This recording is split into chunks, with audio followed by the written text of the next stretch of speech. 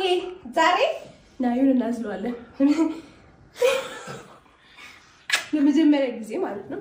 በስመ አብ በወልድ በመንፈስ ቅዱስ እማዬ እንዴት ነው ራሱ እንዴት አምጪዋ መጀመሪያ እንትን ማዘር የሚለብሰውና ኧረ አንቺ ልጁን አያያዝሽ ልካለ የዘጠኝ ወር ብቻ አይደለም የኔና አንቺ ነገር አዛልኩት እንደገና እኮ ነው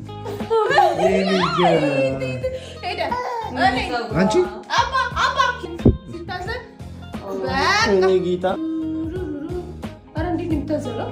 ሄደ